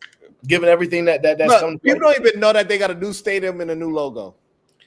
Yeah, like they got a new logo. I seen them. Remember when I was like, "Who the hell? What team is this?" Yeah, that logo. Like, that's the Clippers. I was like, "Oh shit, I didn't even know." Yeah, that logo is weird looking. It is very weird. The main problem is Giannis is another person that's supposed to take over the league, and they just not figuring out a way to write his story properly. He's not in a big enough market. See, that's what y'all need to understand, right? When it comes to storytelling, like now, don't get me wrong, LeBron definitely made the league come to Cleveland. I don't believe Giannis has that type of capabilities, but then we also have to point out something that is not going to be comfortable. Giannis is born where? Of course, that's a problem. He's not LeBron. He's not from Cleveland. He's not from Detroit. You know what I'm saying? So we want bred players here. That's how we write our story. So it's hard to give the mantle to an international player. And if you look at who the best players is, international players are high on that list. Yes. So we not top 3, probably, right? Probably the top 3. We can't write no storyline like that, sir. And you know what? If the NBA is not careful, they're gonna turn to the MLB. Well, here's the thing: we want Anthony Edwards to take that mold, and he has the personality for it, right? So I don't know. He does have the personality for it. He has the talent for it, but we haven't seen the jump. Ja Morant is a monster, man. He is so talented. His game is so smooth. He messed it up. He messed it bad. You see what I'm saying? It's a lot of players that just needed the storyline to be written about them. But LeBron James has proven he is the diplomatic one. He is the one, hey, yo, I ain't going to cause no problem. I'm going to carry this league on my back, and I'm going to do it with honor. I'm going to conduct myself well enough to make sure we take this to the next heights. You see what I'm saying? Nobody else is operating like that. Bad. But Rand fucked it up bad. Like they was writing him in as you taking over the league. They pretty much wrote it off. And all he had to do, the only thing he had to do to seal it was, first of all, of course, not get caught up in the BS that he got caught up in. But the other thing he had to do was just dunk on LeBron. You get one dunk on LeBron, the way how you jump and dunk the ball, and that's it. The crown would be passed to you. They would have took that crown on the set. There's a lot of factors. Here's the problem. There's no next LeBron. See, when LeBron was coming to the league, we knew what was going to happen. The storylines was written. He's rated as the chosen one. The magazines everywhere. Let me tell you something that is also very, very important that most people don't know. I watch college basketball, right? Mm-hmm. Nobody talks about college basketball anymore. No. Like, if ESPN's not covering it, damn. If nobody's covering it, one of the top 3 teams today got knocked off. Do you know which team that is? Duke. No, Duke plays tomorrow against my Jayhawks, and they're gonna get that work. So I thought Duke was your team. That's why I said it. Yeah, that's fine. The point being though is the team got knocked off. That their coach was supposed to go to the league and coach the Los Angeles Lakers. So the point being is we have no storylines. We have no great major talent that is next in line that we can service to the people. Think about it like this. College is not in a great place. Nobody talks about the college league like that anymore. Nobody's talking about an outstanding young player at all. There's no prospect. Even Cooper Flagg, who's rated number 1, is not talked about much, even though Duke lost to Kentucky already. They're not talking about these players. You see what I'm saying? So the young players are not taking over. They're just not, sir. Well, I mean, also the last 3, like Granville just said, the last 3 messed it up. RJ Barrett, who cares where he playing at? Nobody even knows. He's another one where we don't even know where he's in Toronto. At. Right? Nobody talking about him. Zion, stay injury prone. His biggest news report is he's injured. Yeah. And then John Morant, he just messed up himself because he just couldn't get out his own way. All he had to do was dunk the ball on LeBron, and they would have gave him the damn ring. Especially when he went and he created the storyline. They asked him, who do you want to dunk on? And he said LeBron. That was like, woo! Especially when Bron fouled him and everything. And then Bron was smart enough to even antagonize him when he did that reverse dunk on the Grizzlies and he won the game and he went over to him and he pushed him like Bron knows. Yeah, I know you next up and me antagonizing. Here's the thing that's different. That's crazy. Here's the thing that's different than the NFL and the NBA, right? I'm gonna give you this take so people can understand. In the NFL, people like their team. In the NBA, people like their player. It's a very distinct difference. That's why NFL will remain supreme, because we love our teams in the NFL. If a player leave our team, we don't care. We like, it's still our team. If your player leave your team in the NBA, you might go to that team with them. Well, I'm faithful, so I'm going to stick with my squad. You know him for cheating. So look, everybody knows, right, that's the biggest difference in the league. That's the biggest difference in the league. So with that being said, the NFL is a very different type of league. And if you look at the NBA right now, there is no player that we want to win besides LeBron. Shit, that is 100% correct. Who else do we want to win? We're not saying who do we want? Who are we cheering for? You see what I'm saying? Hey, we upset that Joker might win another MVP. We're like, hey, SGA, you got to do something this year, bro. Like, look, Joker about to win another MVP. That's boring for them. But look, this is the thing. To be honest, him winning another MVP or even another championship is pretty boring for the NBA. Well, they're not going to be able to win another championship. So the one thing I noticed, because remember the Nuggets destroyed the Lakers last game. The Nuggets are the Lakers' kryptonite. The Lakers are playing so well this year. They're much better, much improved, and they just cannot beat the Nuggets. For some reason, the Nuggets have their name. They got their card, man. So because of that, it's just like, I mean, like now we don't believe the Lakers can win it all because like they run up against Denver, they losing. But Denver doesn't have enough to beat Boston. It ain't even close. Boston. And then the East Coast is horrible as well. Well, the champions, well, like I said, it's open, but we just don't have the storyline, sir. Like, even if you look at my Rockets are playing extremely well. Extremely well. We don't have the mega star for people to focus on us right now. Correct. We got some young stars, kind of like how Boston was, but just not on that level yet. Mm-hmm. It's just there's no storyline, sir. We cannot. So that's the biggest problem. The rivalries are done as well. There ain't no such thing as a rivalry in the NBA.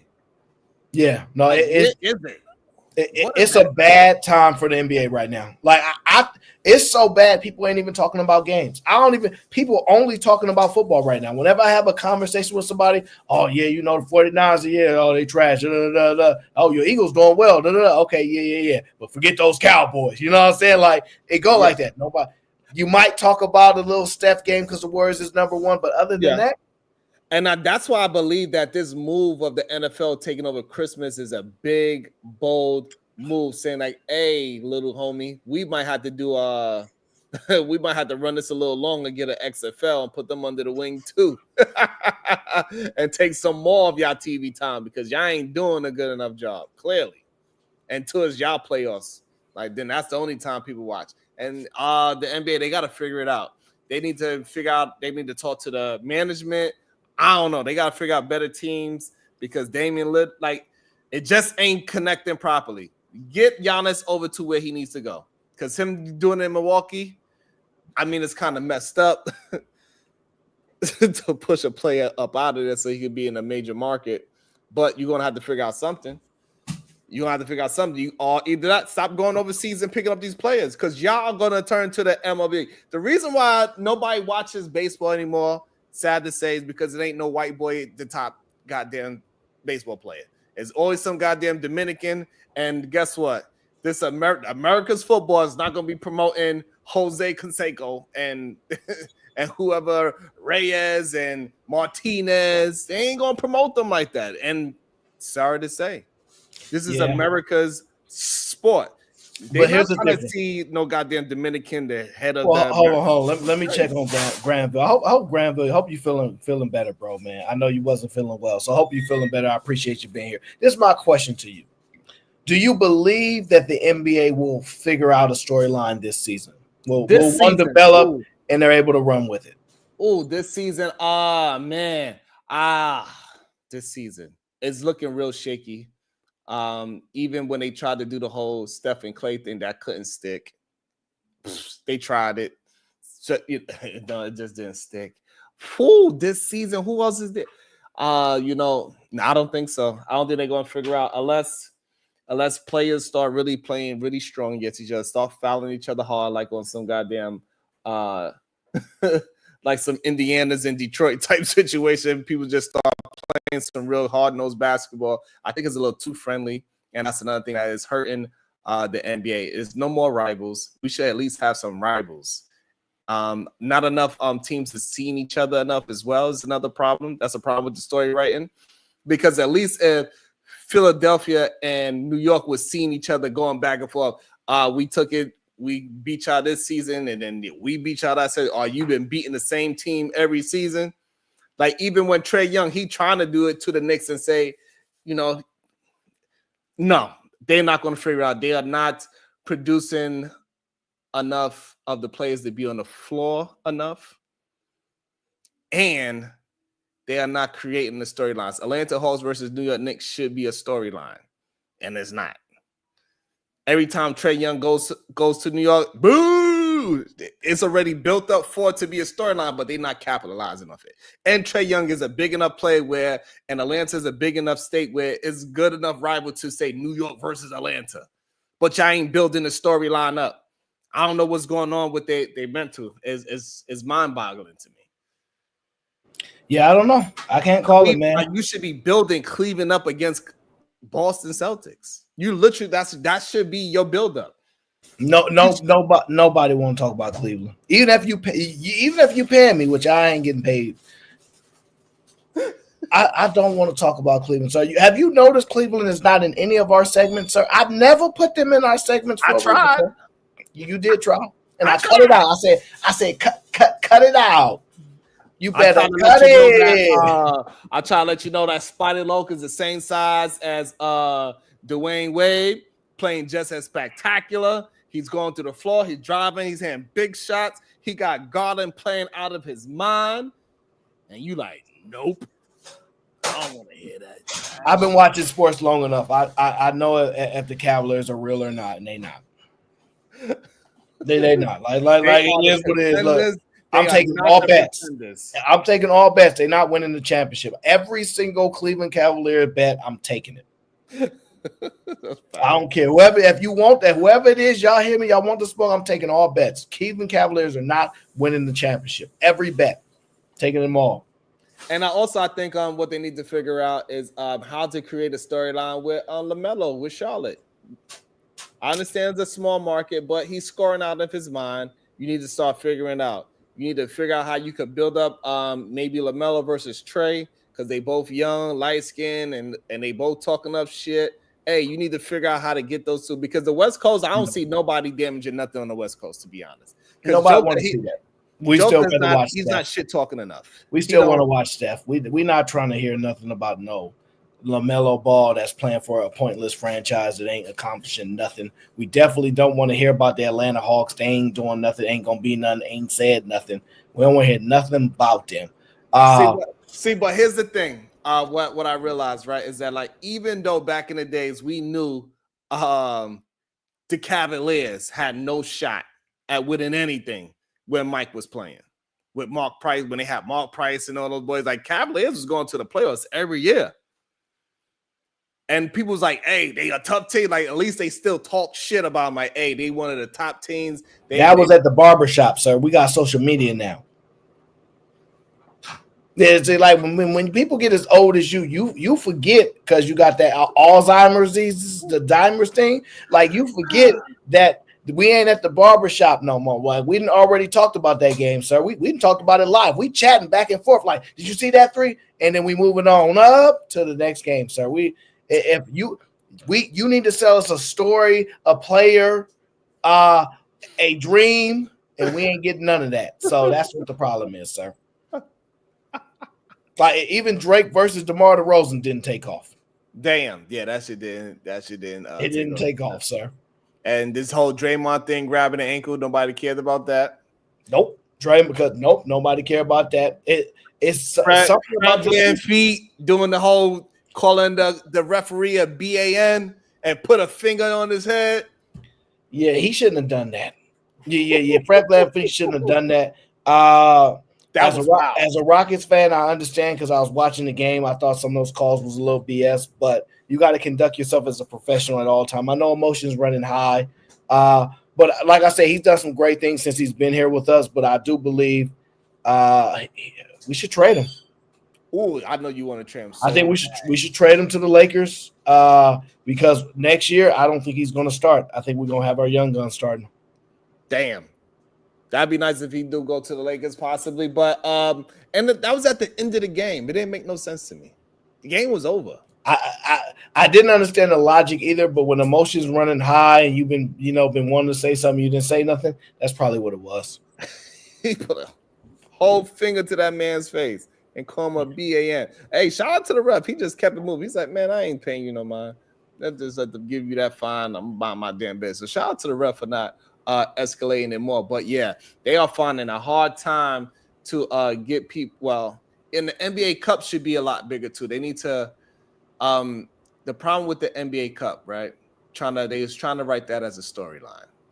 The problem is that they're not putting nobody against each other again. Still, they still not creating enough.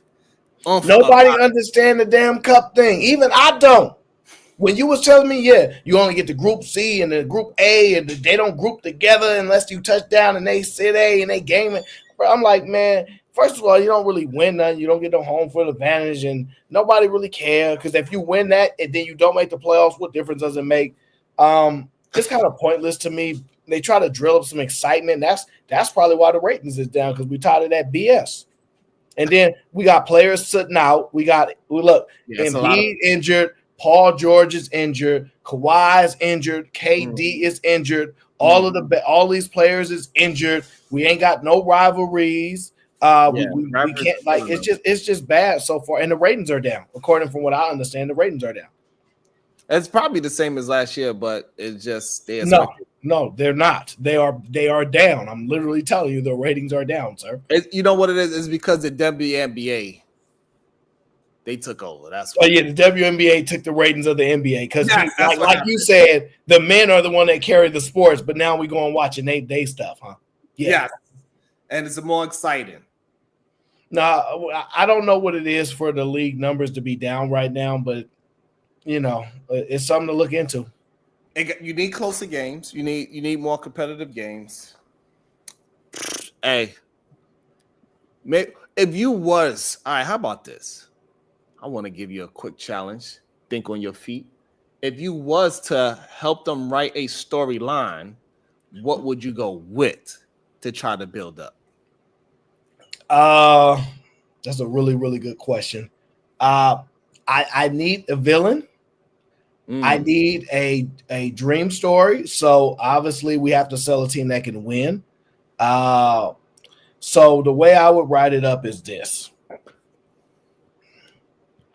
unfortunately, a lot of these injuries hurt everything. But I would obviously still ride it around the Lakers, which that's what they're still doing technically. And I would talk about how the Lakers are now Anthony Davis's team, right? LeBron James need Anthony Davis this year to carry him. I would talk about there's no rivalry. I can't think of nothing because KD is out. But to be honest with you, I don't know if I could without a group of staffing or whatever. I don't know if I could write one right now. I don't see anything. Like Zion can't play because he just overweight. There is no player that is. The only thing I can write is Jason Tatum versus Anthony Edwards if we can get them to beef or something like that. But I think you got to do something with the New York Knicks. I could see that the Knicks get it rumbling. They're trying, but even the Knicks is playing decent lately. Yeah, I think they need to figure out. New York Knicks is a great Cinderella story, like you said, and I think they need to find a way to clash them with the Milwaukee Bucks. You need to clash them against Giannis or some of that nature, but the team is not doing well enough. So I think that's the real issue with that kind of storyline. I'm just thinking about like what storylines could even be beneficial, right? Is like I think the New York Knicks and the Bucks. Oh, you know what though? I will. You know something I did not think of until just now? The election. I did not realize last year we wasn't talking about the election. So that's probably was taking so many views away. That's probably was taking so much of the storyline telling away because we've been so focused on the election. I actually think that's probably what it is. Now that I think about it, that's a strong possibility. Yeah, it's the only thing that makes sense. And I think you need to figure out a way to get the Los Angeles Lakers versus Golden State Warriors as a storyline. Two of the dying breeds, the last of the dying breed with those two guys. All right, let me tell you this: we don't know who's gonna win the championship. That's the problem. Normally, we know who's gonna win, and we talk about it's them versus the field. Maybe this team could knock them off. There is no clear-cut winner besides Boston, and people iffy on that. People is iffy on that. And you don't like the Oklahoma City versus Minnesota storyline? No, Oklahoma City to me don't have enough. Damn. Like I keep telling you, when's the last time a regular team with just a regular player really won? It's usually the mega stars that win. Like, think about it. It's mega stars winning, sir. We ain't getting no average team with a decent player winning. You need a mega star. So and without KD, Phoenix is doing horrible. Yeah. I had KD as my early front runner for MVP this year before he got injured.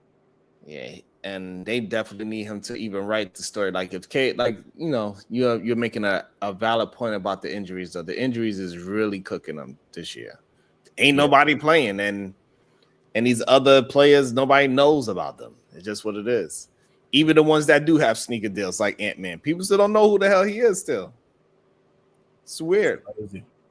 It's what I'm saying. They're like, I was like, oh, Ant-Man, he be who? And then plus he's always shooting so many threes. They got to figure something out. And the All-Star game is horrible.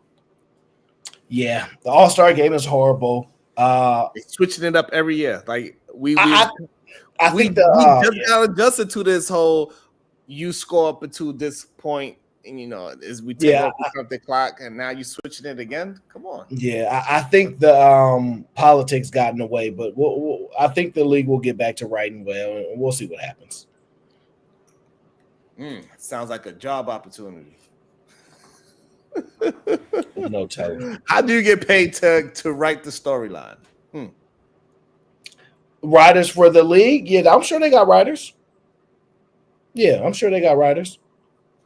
They use the media primarily, though. They use the first takes, and that's why they have those deals and all those things. And they use FS1, the facility, Fox News. They use everybody to generate the buzz. They have a media team, so yeah, I'm sure it's all of that. I don't know. But Sharon, we've reached the conclusion of the hot seat. Nobody joined the hot seat because Sharon didn't drop the link because he's having one of those days, guys. Okay? I did. I didn't. Maybe You didn't drop the link. That's why nobody got this smoking. No, I did drop the link. Liar. It's Let me pinned to the top of the damn my chat. Fair enough. Fair enough. Fair enough. I wasn't slipping that bad. I thought they was just you having one of your bad takes today. It's okay. I ain't had no bad takes all day. I ain't had no bad. I got the best takes people ever heard. It's the most fun they gonna get. That's why we do this show. But yeah, we'll be back at it. I don't know what day, because we busy. So we'll see y'all when we schedule it.